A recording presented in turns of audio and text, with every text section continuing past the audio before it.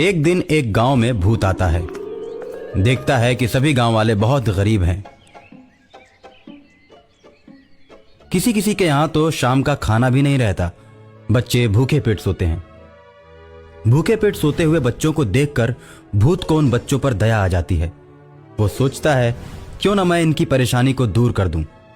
हो सकता है अच्छे कर्म करने से मुझे भी भूत के जीवन से मुक्ति मिल जाए। ये सोचकर भूत हवा में उड़ने लगता है और गांव में पैसों की बारिश शुरू करने लगता है। गांव में पैसे बरसते हुए देखकर गांव के सभी लोग खुश हो जाते हैं और पैसे लूटने लगते हैं। गांव वाले बहुत सारा पैसा लूटते हैं। गांव वालों के घरों के छत पर भी पैसे ही पैसे होते हैं, आंगन में भी पैसे होते हैं। भूत पूरे गांव को अमीर बना देता है। गांव सुखी हो जाता है।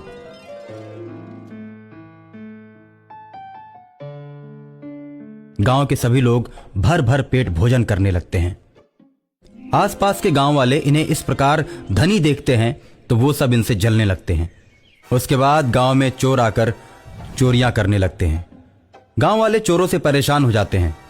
गांव वालों को परेशान देखकर भूत सोचता है, मेरे पैसे बरसाने की वजह से इस गांव में चोरियां होनी शुरू हो गई हैं। जब ये लोग गरीब थे तो कोई भी इन्हें पूछने नहीं आता था। अब जब ये लोग अमीर हो गए हैं तो चोर इन्हें सताना शुरू कर दिए। अब मैं चोरों को पकड़ लूंगा। रात में चोर चोरी करने के लिए मुखिया के घर पहुंचते हैं। जैसे ही घर में जाते हैं भूत बाहर से दरवाजा बंद कर देता है और चोर चोर चिल्लाने लगता है। गांव में किसी के चिल्लाने की आवाज सुनकर गांव वाले जग जाते हैं। चोर चोर चिल्लाने की आवाज मुखिया के घर की तरफ से आ रही थी और लोग दौड़कर मुखिया के घर की तरफ जाते हैं। मुखिया का भी पूरा परिवार जग जाता है।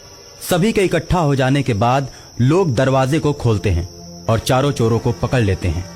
चारों चोरों को पकड़कर लोग खूब मारते हैं और मारने के बाद चोरों को ले जाकर पुलिस के हवाले कर देते हैं। पुलिस भी चोरों को खूब मारती है और जेल में बंद कर देती है। उसके बाद गांव में चोरी की घटनाएं बंद हो जाती हैं। भूत गांव वालों को खुशहाल देखकर बहुत ही खुश होता है और गांव वाले सोचते हैं, आखिर पैसा बरसाने के पीछे किसका हाथ है? चोरों के आने के बाद दरवाजे पर कुंडी किसने लगाया? इन सब बातों पर मुखिया के साथ गांव के लोग चौपाल पर विचार करते हैं। दरवाजे पर कुंडी तो मेरे परिवार के किसी सदस्य ने नहीं लगाया।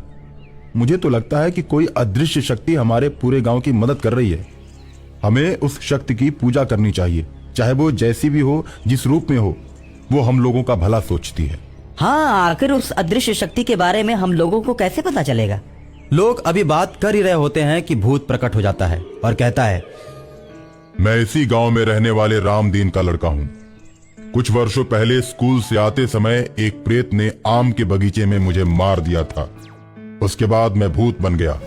मैं हमेशा अपने गांव के भले की बात सोचता हूं और गांव में मैंने ही पैसे बरसाए हैं। चोरों को पकड़वाने में भी मेरा ही हाथ है। मैंने ही कुंडी लगाई थी। वो अदृश्य आत्मा जिसके बारे में तुम लोग चर्चा कर रहे हो, वो मैं ही हूं। भूत के मुंह से ऐसी बातें सुनकर सभी भूत का पांव पकड़ लेते हैं और उसकी आत्मा की मुक्ति के लिए बहुत बड़े यज्ञ का आयोजन करते हैं। बहुत से विद्वानों को बुलाकर मंत्र द्वारा उसकी आत्मा को मुक्त करवा देते हैं और भूत खुशी खुशी सदा के लिए ईश्वर के पास चला जाता है।